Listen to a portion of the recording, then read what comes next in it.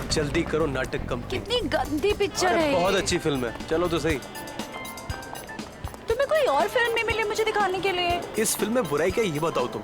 मुझे नहीं अच्छी लगती ऐसी भूतिया डरावनी फिल्में। तुम्हें पसंद नहीं है या डर लगता है? मुझे कोई डर वर नहीं लगता है, समझे? हाँ। और वैसे भी ना ये आत्मा वात्मा कुछ नहीं होता। तुमसे अगर ये बोला जाए फिल्म तुम्हें अकेले देखनी है, अकेले देख सकती हो? हाँ। अरे जरा पास तो आओ। तुम्हें पता है अंग्रेजी हॉरर फिल्म के डायरेक्टर के साथ क्या हुआ था जब उसने अपनी ही फिल्म अकेले देखी थी? मालूम है क्या हुआ था। तभी मैं डरने वाली नहीं हूँ, समझे? और ना ही मुझे दिल का दौरा पड़ने वाला है। लेकिन तुम्हें नहीं लगता कि जब एक लड़का लड़की फिल्म देखने आते हैं तो उनको रोमांटिक फिल्म देखनी चाहिए, ना कि ऐसी भूतिया पिक्चर? अगली बार तुम्हें रोमांटिक फिल्म दिखाऊंगा। वो तुम्हारा फेवरेट हीरो क्या नाम है? अरमान कुमार। खुश? हाँ खुश। जल्दी करो। वैसे भी ना हॉरर हो या रोमांटिक हो, लेकिन पैसे तो वसूल होने चाहिए। सही बात है।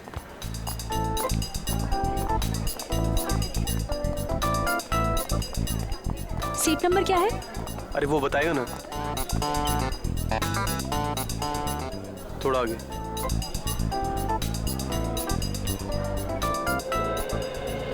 चेतावनी, आतंकवाद से लड़ने में हमें सहयोग दें। किसी भी भीड़ भाड़ वाली जगह पर अगर कोई लावारिस बड़ी चीज दिखे तो तुरंत हमें सूचित करें। वो लावारिस बड़ा वाहन या बैग एक बॉम्ब भी हो सकता है। फिल्म का आनंद लेने से पहले अपनी सीट के नीचे जरूर चेक करें। हमारी थोड़ी सी समझदारी बड़े हादसों को टाल सकती है।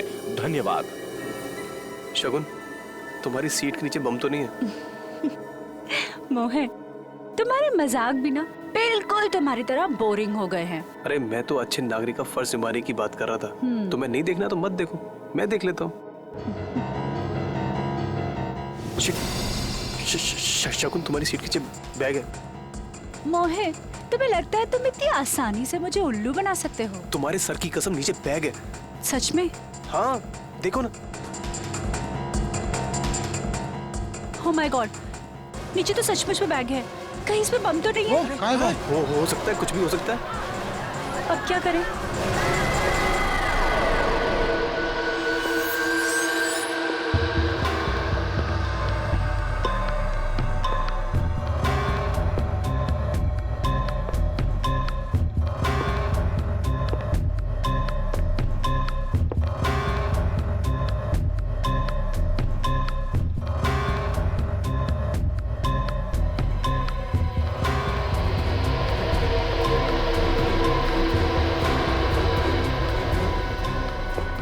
देखते हैं इस बैग में किस तरह का बम है।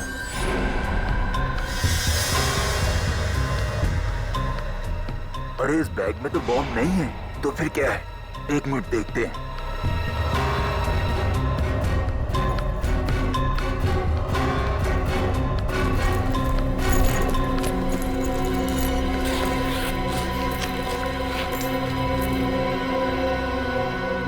अरे ये क्या?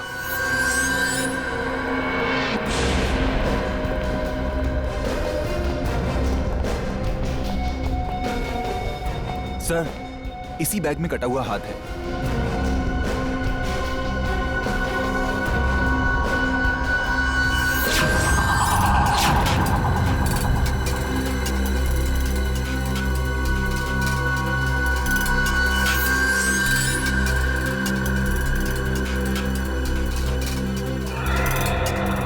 पिछला शो खत्म होने के बाद थिएटर की साफ सफाई नहीं करते हो क्या? करवाया था सर, पर उस वक्त ये बैग यहाँ नहीं था। शायद शो शुरू होने से कुछ ही मिनटों पहले किसी ने रख दिया। किसी ने लाश को पहले काटा है, छोटे छोटे टुकड़े किए हैं और अब वो उन टुकड़ों को ठिकाने लगा रहा है। इस हाथ को यहाँ पे रखा है। शायद शरीर का बाकी हिस्सा भी यहीं कहीं होगा। सर चेक करना।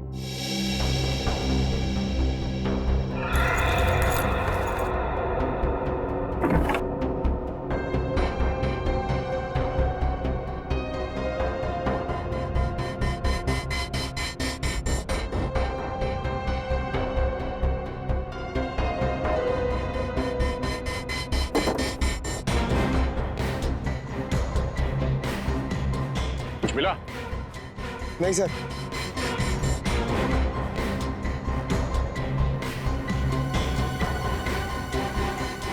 एक बात बताइए सर, ये सिनेमा हॉल अजीब जगह नहीं लगती आपको हाथ छुपाने के लिए? हाँ सर, अक्सर खूनी जंगलों में या ऐसी कोई सुनसान जगह पर लाश को ठिकाने लगाते हैं। ये सिनेमा हॉल की सीट के नीचे? पता नहीं इस खूनी के दिमाग में क्या चल रहा है। ये हाथ तुम लोगों को कुछ अजीब नहीं लग रहा? अजीब क्या सर? ये देखो, हाथ को काटने के बाद भी कहीं पे भी खून का कोई निशान नहीं है। ऐसा लगता है कि खूनी ने हाथ काटने के बाद एकदम साफ कर दिया इसे। हाँ सर, हाथ को इतने अच्छे से साफ किया कि उनकी एक बूंद भी नहीं दिख रही है। हाँ, ये चक्कर कुछ और ही लगता है। हाथ पे कहीं पे भी कोई सूजन नहीं है, न ही लाल पड़ने का कोई निशान है। मैनेजर साहब, कोई आपके थिएटर में बैग लेके आता है तो उसकी कोई चेकिंग नहीं होती? होती है सर, पर पता नहीं सिक्योरिटी ने इतनी बड़ी गलती कैसे कर दी। गलती? एक आदमी का कटा हुआ हाथ थिएटर के अंदर लाया गया है और आप उसे गलती कह रहे हैं? हाँ? आपके थिएटर के बाहर सीसीटीवी कैमरा लगा हुआ है? जी सर। सर ये देखिए, ये शो शुरू होने से पहले थिएटर के बाहर का फुटेज दिखाना था। जी सर, दिखाता हूँ।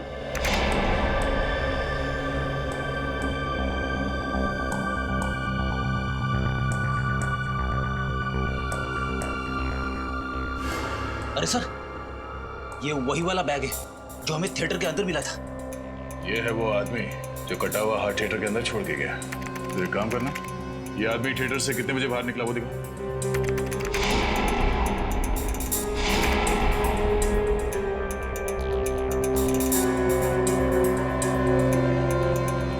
सवा 12 बजे अंदर गया और 12:20 को बाहर।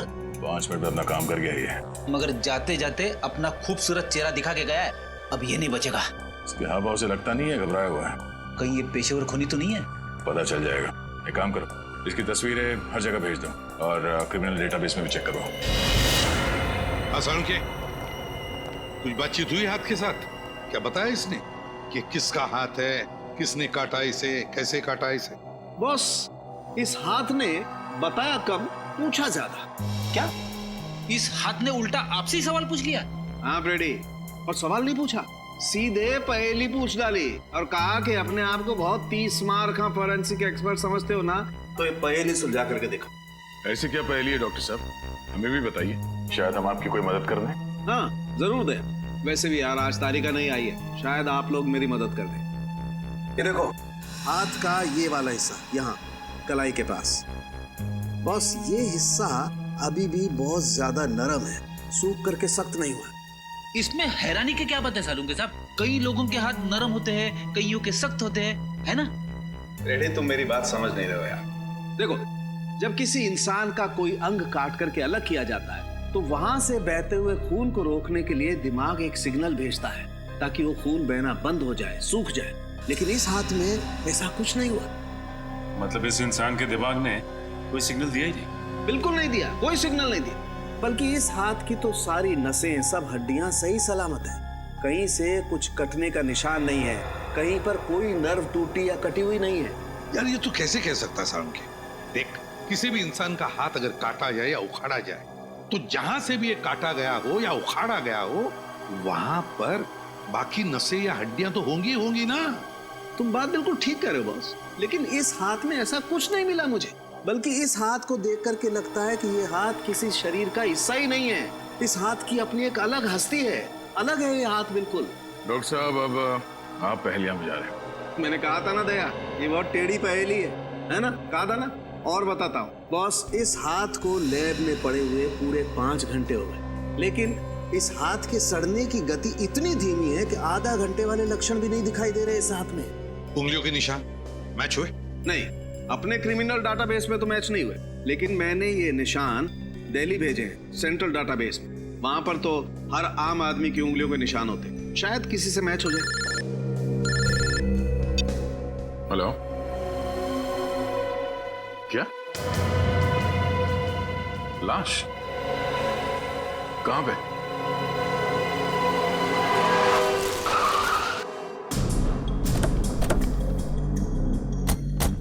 यही जगह बताई थी ना उस आदमी ने? हाँ सर, लेकिन यहाँ आसपास कोई दिखाई नहीं दे रहा है। कमाल है, जिस आदमी ने फोन किया खुद ही गायब है। सर कहीं उसी ने तो फोन नहीं किया? हो तो सकता है।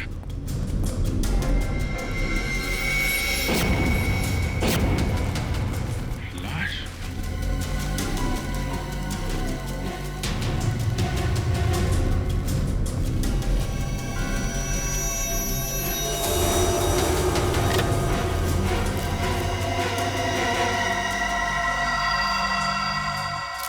ये तो वही आदमी है जो सिनेमा हॉल में बैग में कटा हुआ हाथ रखने गया था। सर अभी तक हम सोच रहे थे इसने किसी का खून कर दिया, लेकिन यहाँ पे तो किसी ने इसे ही मार दिया। चाकू मारा है। पता नहीं क्या चल रहा था इस आदमी के दिमाग में। सिनेमा हॉल में कटा हुआ हाथ रखने गया और यहाँ पे खुद शिकार हो गया।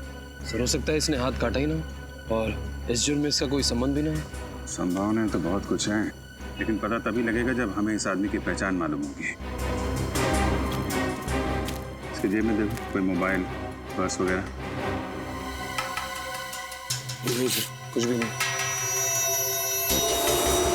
खून के छींटे। ये देखा, ये इस तरफ जा रहा है। यहाँ पे इतना सारा खून पड़ा हुआ है, इसका मतलब इस आदमी को यहाँ पे चाकू मारा गया है। लेकिन सर अगर उसने इस आदमी को यहाँ पे मारा है तो ये यहाँ से वहां तक गया कैसे? वो चाहता तो उसको यहाँ पे भी मार सकता था। हो सकता है जब खूनी ने इसे चाकू मारा हो तो किसी ने उसे देख लिया हो और खूनी यहाँ से भाग गया और ये आदमी यहाँ से रेंगते रेंगते यहाँ तक आया और यहाँ पे इसने अपना दम तोड़ दिया। जब इसे चाकू लगा होगा तो ये मदद के लिए चीखा चिल्लाया होगा। किसी ने इसकी चीख सुनी कैसे नहीं? एक काम करो, जरा यहाँ आसपास जितने भी लोग रहते हैं सबको बुलाओ, इकट्ठा करो। हम सच कह रहे साहब, हमने ना कुछ देखा ना कुछ सुना। बकवास कर रहे हो तुम। एक आदमी का खून हो गया, तड़प तड़प के मर गया वो, और किसी ने कुछ देखा नहीं है, ना ही कुछ सुना। ऐसा कैसे हो सकता है? तुम इधर आओ, इधर आओ, इधर आओ। क्या बात है, कुछ कहना चाहते हो? नहीं साहब। तो फिर पसीने क्यों निकल रहे? साहब गर्मी बहुत है इसलिए। गर्मी बहुत है? बारिश हो चुकी है, मौसम ठंडा है और तुम्हें पसीना निकल रहा है। देखो, जो कुछ जानते हो चुपचाप बता दो। तुम्हें फोन किया था ना? हाँ साहब। तो फिर भागे क्यों? यहाँ पे रहना चाहिए था ना तुम्हें। साहब मैं डर गया था, मैंने सोचा फोन करके मैंने कोई गलती कर दी। मैं सीआईडी के लफड़े में नहीं पड़ना चाहता था साहब। सीआईडी को फोन करके तुमने कुछ गलत नहीं किया है, सिर्फ अपना फर्ज निभाया तुमने। अगर इस आदमी की जगह तुम्हारा कोई रिश्तेदार, तुम्हारा परिवार का कोई आदमी होता तब भी तुम यही करते, मदद करते कि नहीं? हाँ साहब। बताओ क्या देखा तुमने? कल रात की बात है साहब। रुक जाएंगे! तेरा भांडा बहुत जल्दी पूरी दुनिया के सामने फूटने वाला है। क्या करेगा? क्या करेगा? हाँ दूंगा तुझे, इससे पहले कि सीआईडी मुझ तक पहुंचे खत्म कर दूंगा तुझे। अरे क्या कर रहे हो? अरे रुको! अरे भाई साहब, अरे क्या हुआ? रुके भाई साहब, अभी एम्बुलेंस बुलाता हूँ मैं। तू तो मर गया, अब क्या करूं मैं? उस आदमी ने बाएं हाथ से चाकू मारा था। हाँ साहब। सर के आदमी जिंदा तो नहीं है जिसका कटा हुआ हाथ हमें थिएटर में मिला था? बाद में उसने इस आदमी का खून कर दिया। ये तो तभी पता चलेगा जब वो आदमी हमें मिलेगा। Hello, okay okay okay okay, thank you very much. उस आदमी का पता चल गया है, वो एक बिजनेसमैन है और उसका नाम सौरभ है।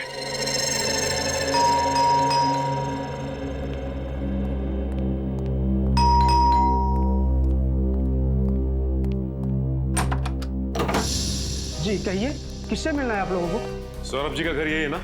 जी हाँ। सुनील कौन है? मैडम ये लोग सीआईडी से। सीआईडी से? जी देखिए, हमें एक आदमी का कटा हुआ हाथ मिला है। क्या? कटा हुआ हाथ? जी, और वो हाथ आपके पति सौरभ का है। ये क्या कह रहे हैं आप? आपको जरूर कोई गलतफहमी हुई है। नहीं मैम, हमें कोई गलतफहमी नहीं हुई। उस कटे हुए हाथ की उंगलियों के निशान आपके पति सौरभ की उंगलियों के निशान के साथ मैच होते हैं। ये कैसे हो सकता है? एक मिनट रुकिए, मैं सौरभ को बुलाती हूँ। सौरभ! क्या हुआ रीमा? ये सीआईडी वाले हैं। सीआईडी? और इनका कहना है कि इन्हें एक कटा हुआ हाथ मिला है जिसपे आपकी उंगलियों के निशान है। What nonsense!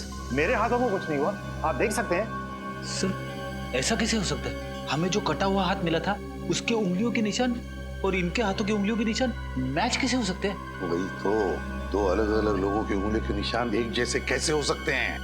ये आप लोग क्या कह रहे हैं? मेरी कुछ समझ में नहीं आ रहा। सौरभ जी, आप प्लीज हमारे साथ हमारे सीआईडी के फोरेंसिक लैब चलिए, हम आपकी उंगलियों के निशान चेक करना चाहते हैं।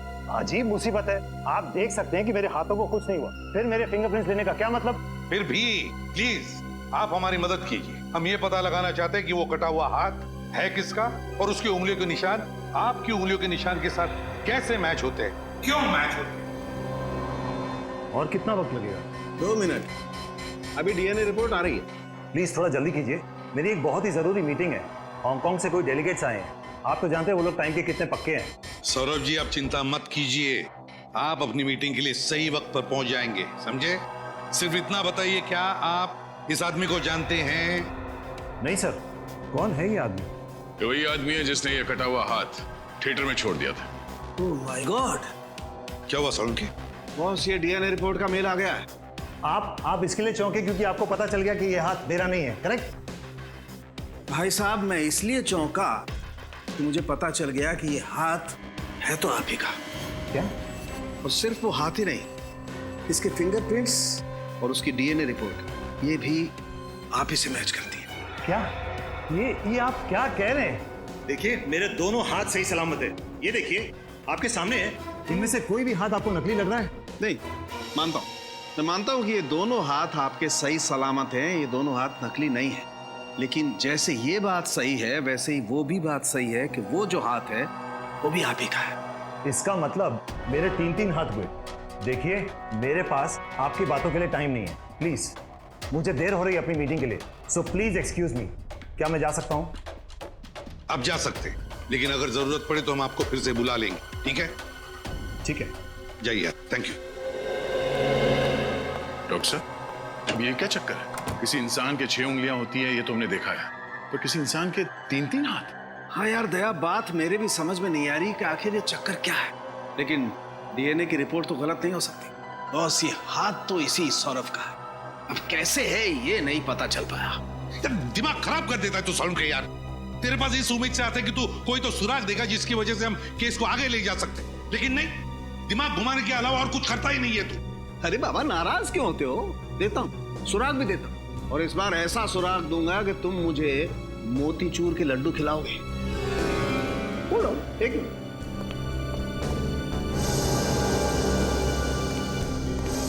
ये देखो, क्या ये? Memory chip. जी हाँ, ये मेमोरी चिप पता है मुझे कहां से मिली? कहां से मिली? ये यहाँ इस आदमी के कंधे पे से। ओह, ये आदमी कंधे पे इस चिप को छुपा के घूम रहा है। मतलब इस चिप में कोई गहरा राज छुपा हुआ है। बिल्कुल, और क्या गहरा राज छुपा हुआ है ये हम इस चिप को कंप्यूटर में लगा के देखते हैं। आइए।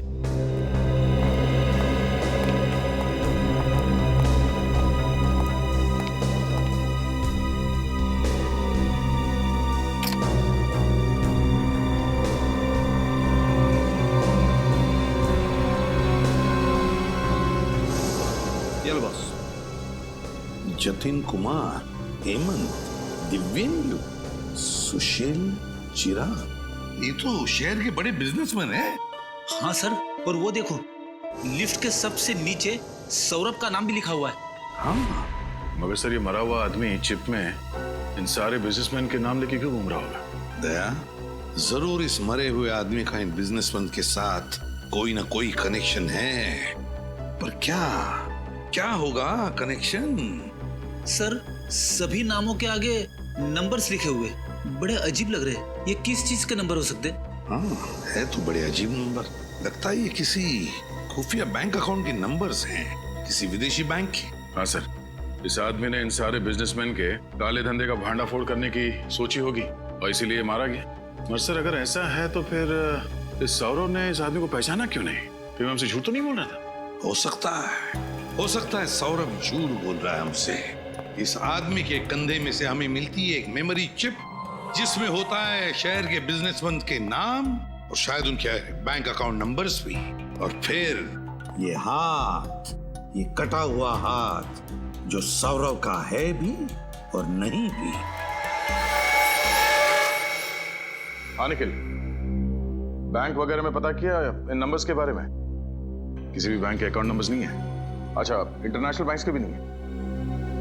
ठीक है, अगर कोई जानकारी मिलती है तो हमें तुरंत इन्फॉर्म कर देना। सर, उस लिस्ट में जितने भी बिजनेसमैन के नाम है, मैं एक एक के घर से होके आ रहा हूँ। अच्छा, तो कुछ पता चला उनके नाम के आगे जो नंबर्स हैं उनका राज क्या है? नहीं सर, इसी बात की तो हैरानी है मुझे।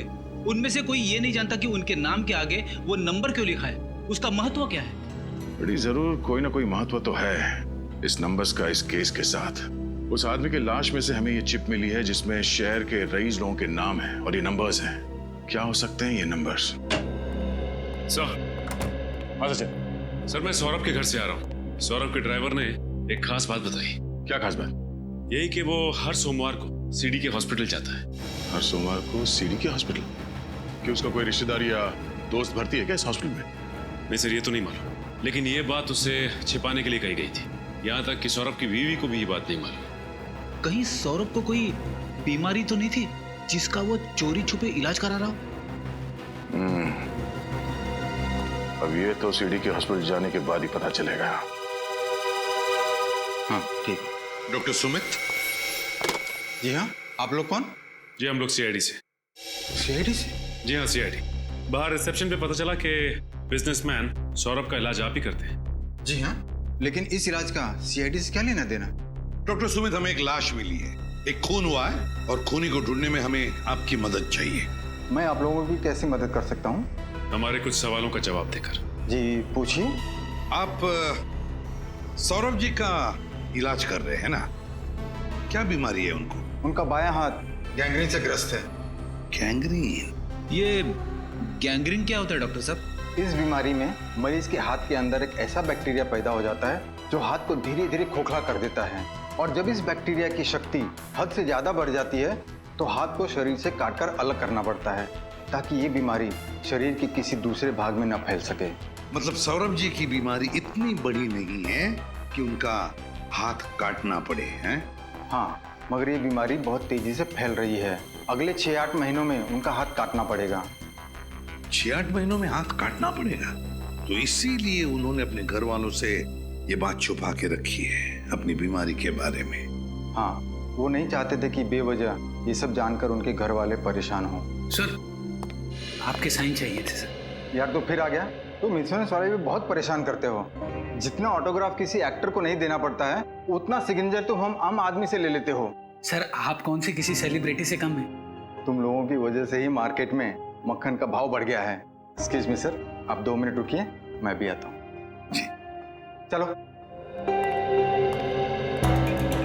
सौरभ जी का बायां हाथ कटने वाला है 6-8 महीनों में, और हमें मिला है एक दूसरा बिल्कुल वैसा ही बायां हाथ जिसका डीएनए मैच होता है सौरभ के डीएनए के साथ। मतलब सौरभ जी ने पहले से ही इंतजाम करके रखा है नए हाथ का। हेलो? हाँ क्या?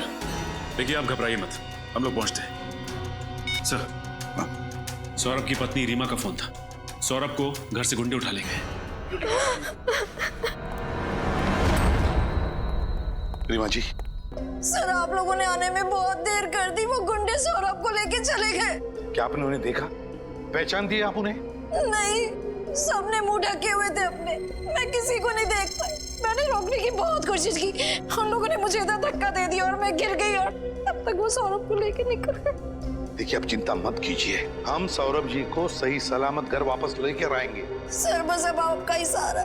बचा लीजिए उन्हें, देखिए उन्हें कुछ हो ना जाए। तुम कहाँ थे जब हमला हुआ? सर, मैं उस समय मार्केट गया था। जब वहाँ से आया तो यहाँ पर सब कुछ हो चुका था। रीमा जी, आपको किसी पे शक है? कौन कर सकता है ये काम? किसी के साथ उनकी कोई दुश्मनी थी क्या? जी नहीं, उनकी किसी के साथ कोई दुश्मनी नहीं थी। मुझे बहुत डर लग रहा है, उन्हें कुछ हो ना जाए। अब घबराइए मत, हम सौरभ जी को कुछ नहीं होने देंगे।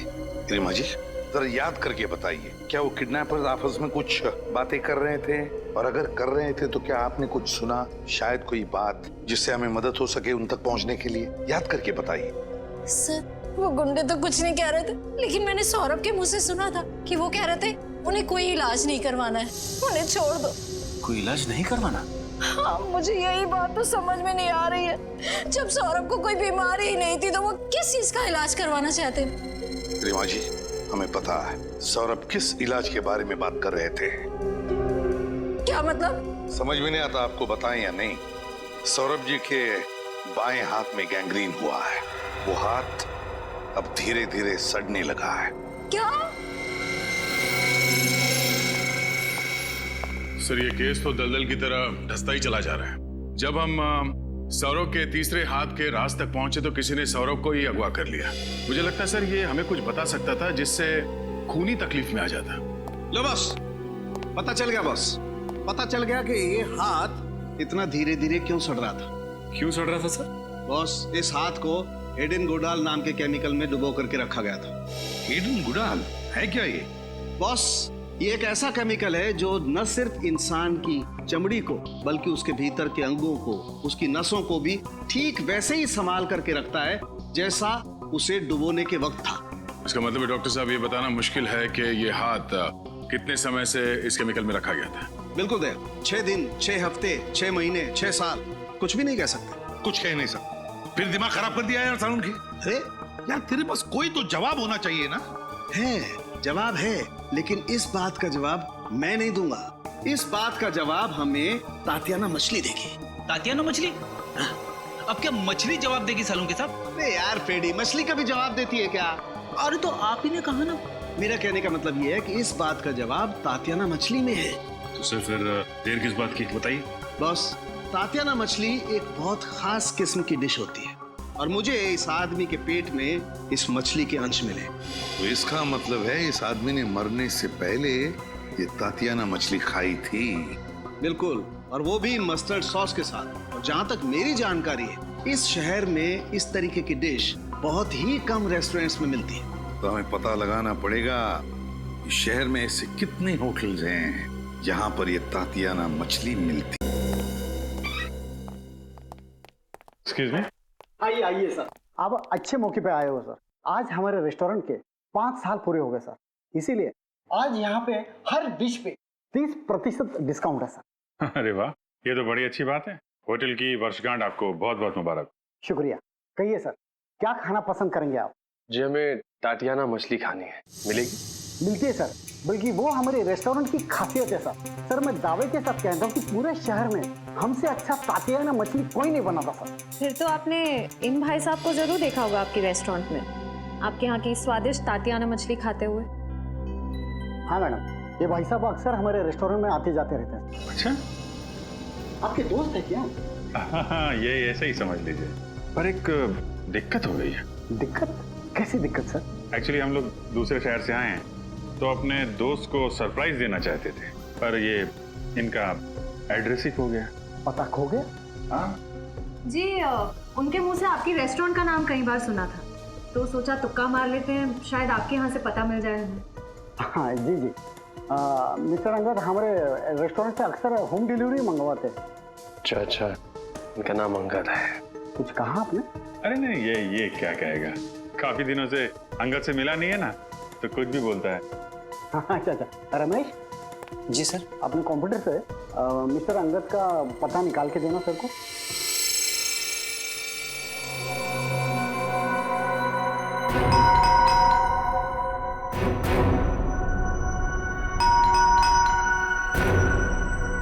दरवाजा खोलने खोलो।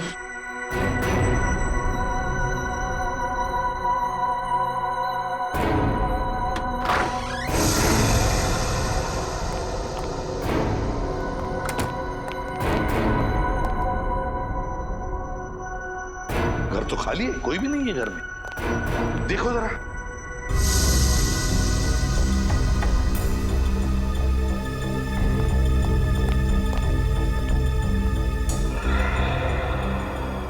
ये देखिए सर, यहाँ पे बुक्स पड़ी हुई हैं, और वो भी साइंस की। ह्यूमन बॉडी,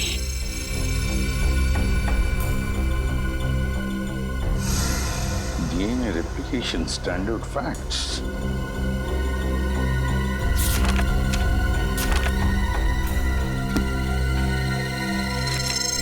ये अंगद ने वो हाथ ऑडिटोरियम की सीट के नीचे रखा था ना?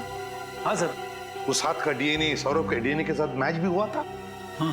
तो कहीं ऐसा तो नहीं कि ये अंगद रिसर्च कर रहा था क्लोनिंग पर, शरीर के अंग बनाने पर? सर, इन सबको देख के तो ऐसे ही लगता है। सचिन, जरूर इस अंगद के खून का राज इस रिसर्च से संबंधित है। कोई ना कोई कनेक्शन जरूर है अंगद के खून का। घर को अच्छी तरह से छान मारो, ढूंढो, कुछ ना कुछ तो सुराग जरूर मिलेगा।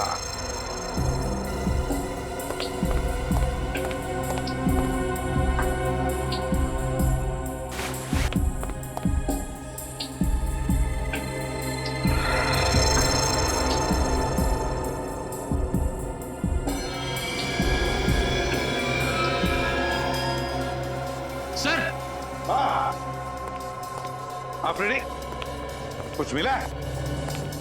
ये देखिए, कार्ड होल्डर। कार्ड होल्डर इस पेंटिंग के पीछे था।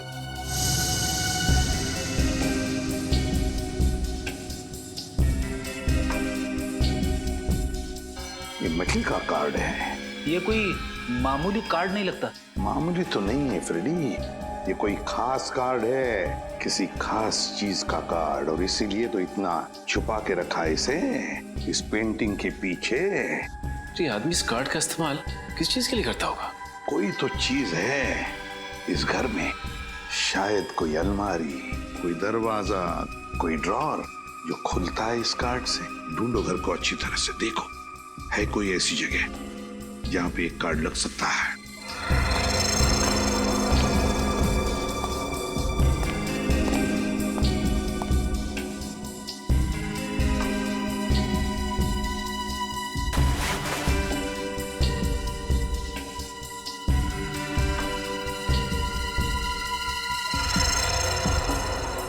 सर, इस कमरे में तो ऐसी कोई भी जगह दिखाई नहीं दे रही है जहां पे ये कार्ड लगाया जा सके।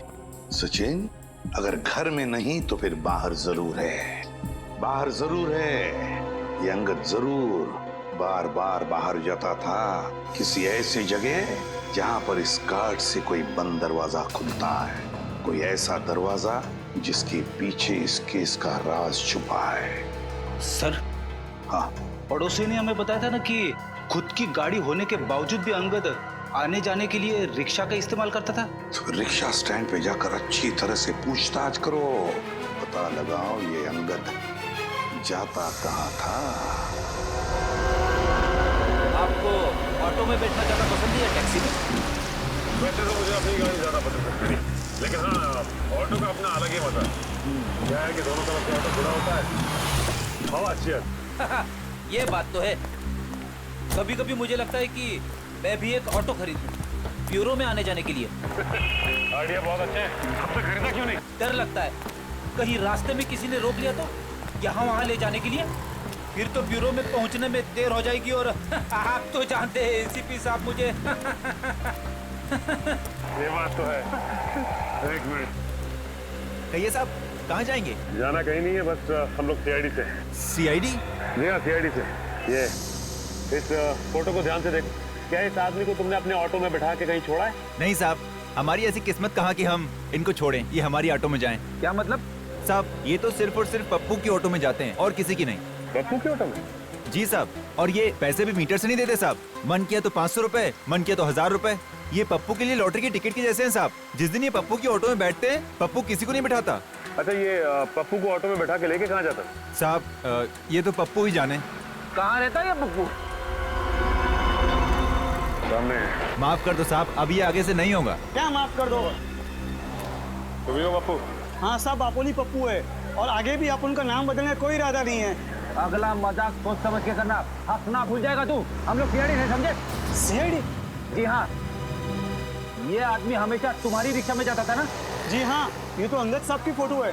अब ये बताओ कि ये आदमी तुम्हारी रिक्शा में बैठ के कहाँ जाता था? अब क्या बताओ साहब, जहाँ मूड होता था वहाँ चले जाते थे, कहीं फिल्म देखने तो कहीं किसी और जगह। अरे लेकिन कोई तो ऐसी खास जगह होगी जहाँ ये जाता था अक्सर। हाँ साहब, एक जगह तो है। कौन सी जगह? महिमा क्लिनिक। महिमा क्लिनिक? जी हाँ साहब। कहाँ पे है महिमा क्लिनिक?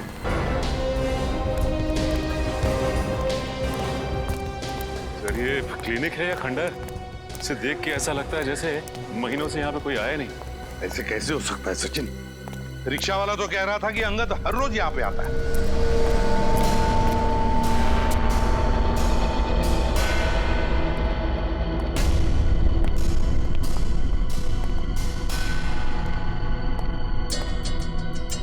सर, अगर वो यहाँ पे रोज आता है तब तो उसे यहाँ पे साफ सफाई करवानी चाहिए। इतनी गंदगी में वो काम कैसे कर सकता है? वही तो बड़ी अजीब बात है। नहीं सर, इतनी अजीब बात भी नहीं है। क्या मतलब है? तो शायद ये उजड़ा हुआ क्लिनिक दुनिया को दिखाने के लिए है। इस खुफिया दरवाजे के उस तरफ शायद इस क्लिनिक का असली चेहरा है। खुफिया दरवाजा? हाँ, और ये खुफिया दरवाजा उस मेटल कार्ड से खुलता होगा जो हमें अंगद के घर से मिला था। हाँ, निखिल कार्ड दो। सब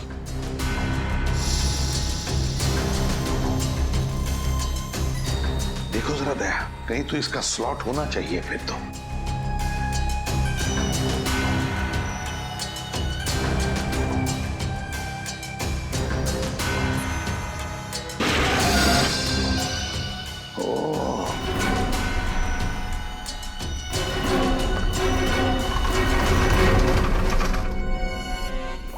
निखिल वो अलमारी ठीक से लगा दो जगह पे।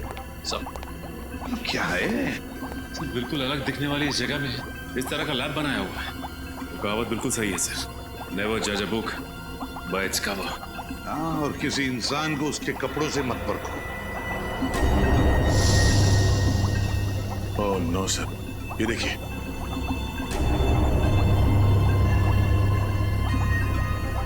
माय गॉड, पहले कटा हुआ हाथ, कटी हुई टांग। सिर्फ कटी हुई टांग नहीं सर, शरीर के और भी कई कटे हुए अंग पड़े हैं यहाँ पे। क्या चल रहा है यहाँ पर समझ में नहीं आ रहा।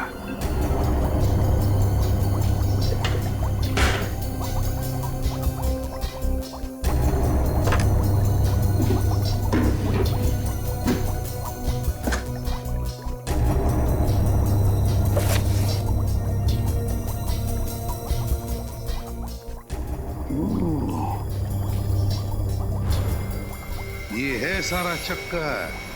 क्या हो सर? ये देखो, ये सारे जो नाम है ना इस लिस्ट में और ये नंबर्स, ये पूरी की पूरी लिस्ट बिल्कुल वही है जो हमें उस मेमोरी चिप में से मिली थी। वही लिस्ट है ये। इसका मतलब जो बिजनेसमैन के नाम के आगे जो नंबर्स लिखे थे वो नंबर्स। हाँ सचिन, वो नंबर्स कोई खुफिया अकाउंट नहीं बैंक के, बल्कि सारे अलग अलग शरीर के अंगों के नंबर्स हैं। ये देखो, हर एक कंटेनर पर वो नंबर लिखा हुआ है, बिल्कुल वही नंबर, वही नंबर। सर जिस तरह से सौरव को नए हाथ की जरूरत थी, उसी तरह इस लिस्ट में जितने भी बिजनेसमैन हैं उन सबको किसी न किसी बीमारी की वजह से नए शरीर के अंग की जरूरत होगी। हाँ, लगता है सर यहाँ पर गैर कानूनी व्यापार चल रहा था उसका। हाँ दया, और इस सौरव का हाथ यहीं से बाहर ले जाया गया होगा। अगर यहीं से हाथ ले जाया गया है तो फिर उसका खाली कंटेनर भी यहीं पर होना चाहिए। निखिल देखो जरा।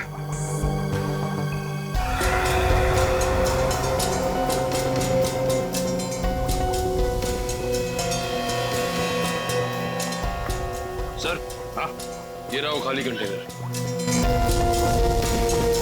ये देखो, लेकिन एक बात समझ में नहीं आ रही है कि अंगद ने वो हाथ ऑडिटोरियम में सीट के नीचे क्यों रखा? और दो लाशें।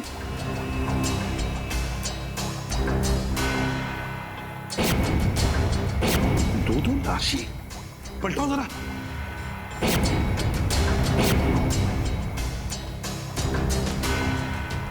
अजीब मुसीबत है। सर ये तो सौरभ है। सर लेकिन ये तो अपने लिए हाथ खरीदने आया था, इसे भला कोई क्यों मारेगा? उसी हाथ की वजह से मार डाला है सौरव को, उसी हाथ की वजह से। जो भी ये सब कर रहे हैं ना, वो समझ गए कि सौरव की वजह से हम उन तक पहुंचने वाले हैं।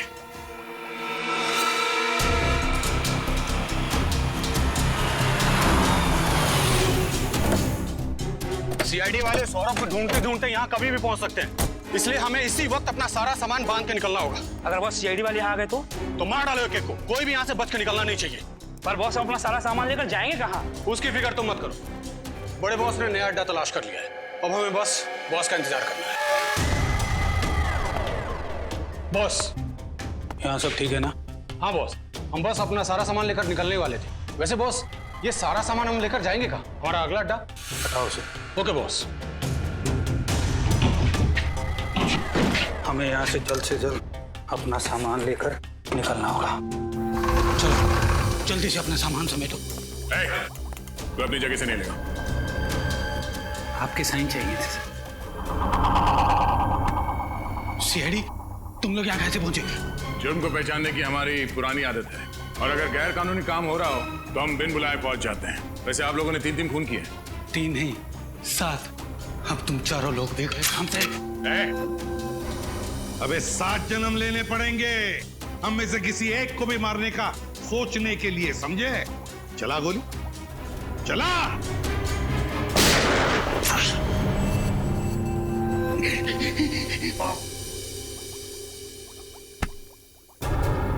अपने पापों का पूरा हिसाब नहीं देगा हमें?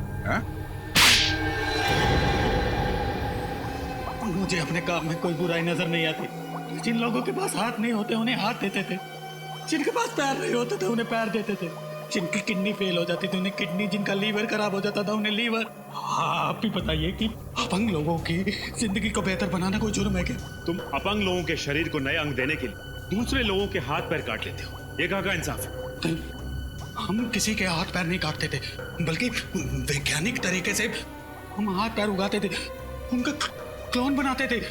इसीलिए तो सौरभ के नए हाथ का डीएनए उसके साथ मैच करता था। मगर गैर कानूनी है ये इलाज, समझे? गैर कानूनी, ना सिर्फ हमारे देश में बल्कि पूरी दुनिया में। इसीलिए तो ये काम मैं चोरी चुपके किया करता था।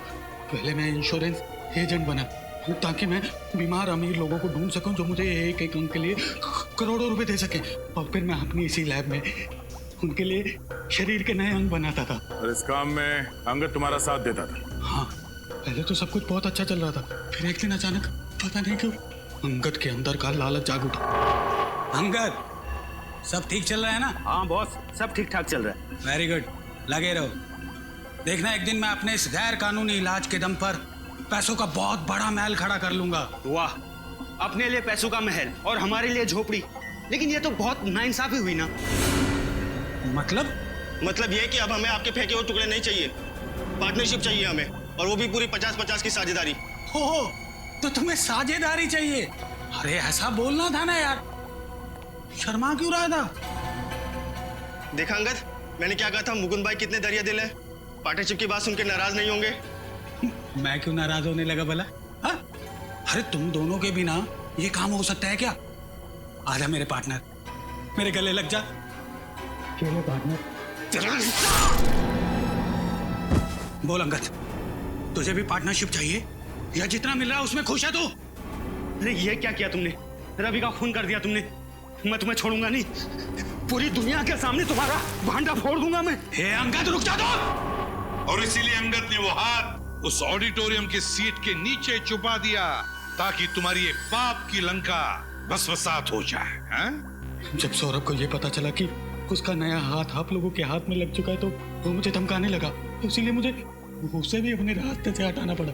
एक तरफ अपंग लोगों के लिए नए अंग बनाने की बात करते हो और दूसरे तरफ 3-3 लोगों की जान लेते हो। तुम्हें तो फांसी ही होगी, फांसी।